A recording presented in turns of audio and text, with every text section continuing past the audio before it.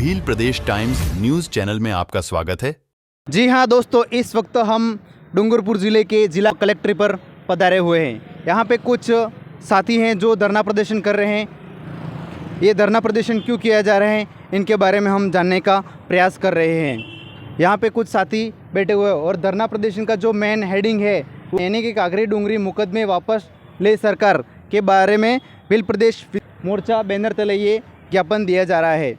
तो आइए जानते हैं इनके बारे में क्या कहना चाह रहे हैं। सर, ये किस बारे में आप ज्ञापन दे रहे हो?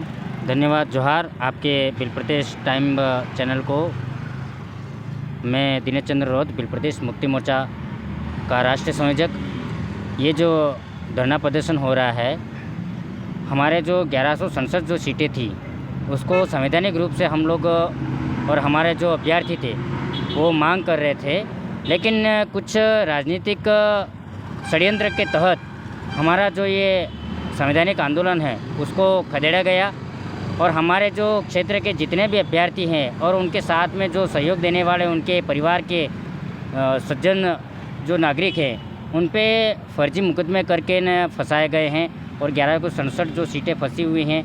साथ ही ये जो मुकदमे जो फर्जी तरीके से हुए हैं उसको सरकार द्वारा हम लोगों ने आंदोलन किया है कि इसको वापस ले और जो फर्जी मुकदमे हुए हैं उन सभी को हटाए और यहाँ की युवाओं को अच्छे चरित्र का निर्माण करने दे। ये हमारी मांग है। इसलिए भील प्रदेश मुक्ति मोर्चा के बैनर तले हम लोग ये धरना हर गुरुवार को साप्ताहिक धरना हमारा लग रहा है।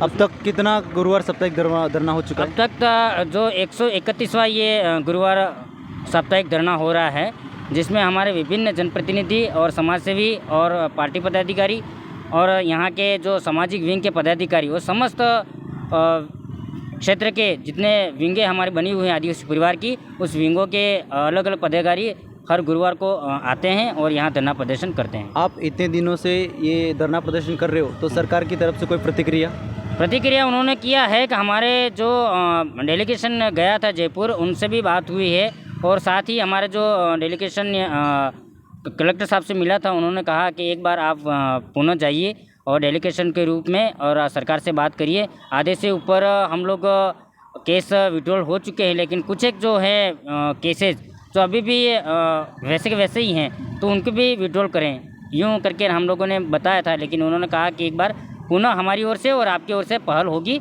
तो ये निश्चित रूप से आपका काम हो जाएगा। भविष्य में ये जो मामला है वो पूर्ण होने की कोई उम्मीद है आपके पास?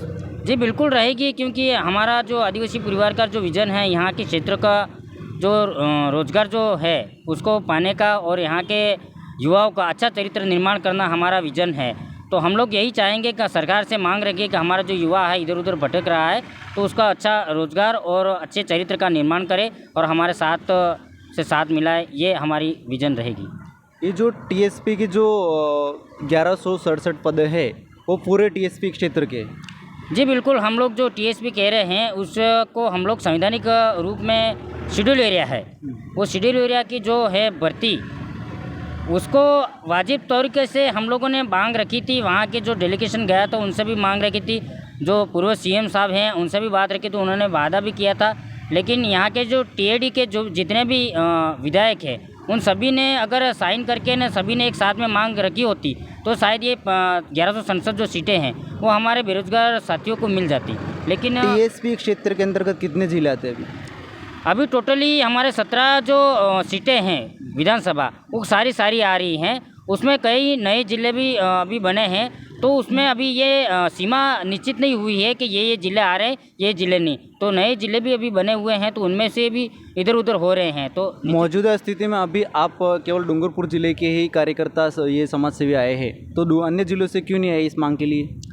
अन्य जिलों से जो पदाधिकारी हैं वो बारी बारी से हर गुरुवार को आते हैं। हम लोगों ने उनको गुरुवार बांट दिए हैं, तो जब भी उनको समय मिलता है, जो पदाधिकारी राष्ट्र लेवल के बने हुए हैं सामाजिक विंग के और राज्य लेवल के जो पदाधिकारी बने हुए, जिला लेवल के पदाधिकारी बने हुए हैं, तो उनको हम लोग बुलाते हैं। लेकिन एक्चुअली उनको भी उस फील्ड में काम करना होता है, तो हम लोग यहाँ स्थानीय होने के नाते हमारी जिम्मेदारी ज़्यादा बनती है कि हम लोग उनको परेशान ना करके हम लोग ये जिम्मेदारी वहन करें। जब भी ज़रूरत पड़ेगी समाज की आह्वान हम लोग करेंगे तो सारे जिले जितने भी हमारे जो विधानसभा के जितने भी साथी पदाधिकारी बने हुए हैं वो सारे एक आह्वान से यहाँ पे आ जाएंगे।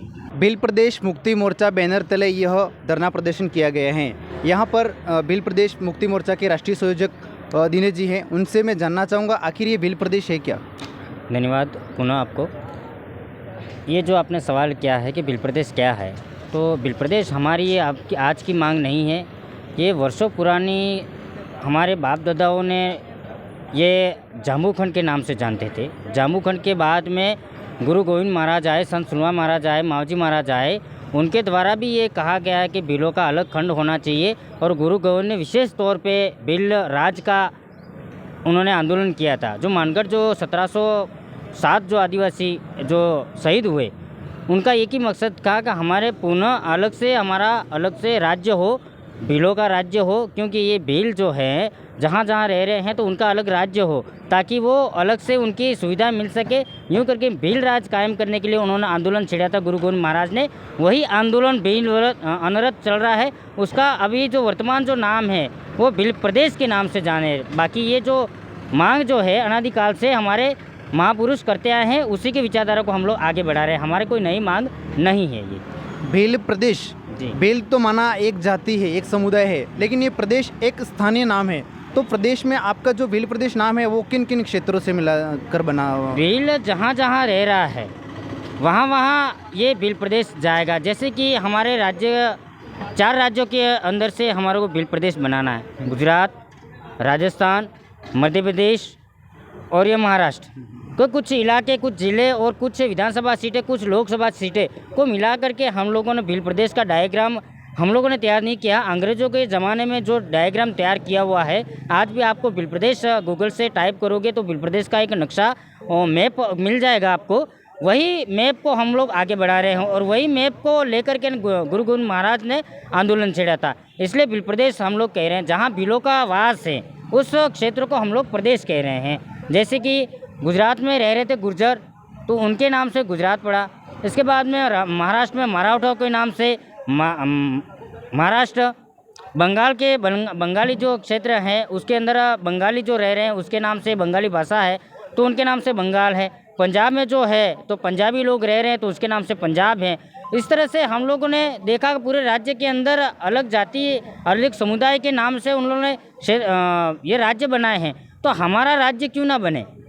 यूँ करके हम लोगों ने भील प्रदेश की मांग आगे रखी है, तो केंद्र सरकार तक हमारी बात पहुँचे। आपका कहना है कि जो भील प्रदेश बनाने का जो लक्ष्य है वो अंग्रेजों के समय से, यानी देश आज़ाद हुआ उससे पहले से चली आ रही हैं। तो क्या भविष्य में ये जो भील प्रदेश बनाने का सपना है, क्या वो आपका साकार होगा?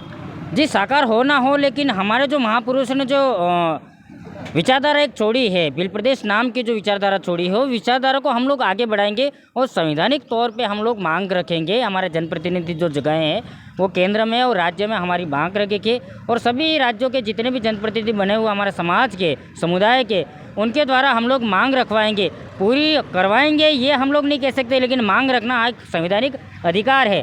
सरकार हमारी मांग को मानेगी और बने, हमारे जीवित रहते बन जाए तो बहुत बेहतर है, नहीं तो ये विचारधारा हम लोग आने वाली पीढ़ी को सौंप के जाएंगे। जो हमारे जो अधूरे काम हैं वैसे ही वो काम आगे बढ़ाएंगे, ये हम लोग मानना चाहें।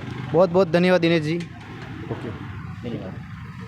Subscribe now and press the bell icon. Never miss an update.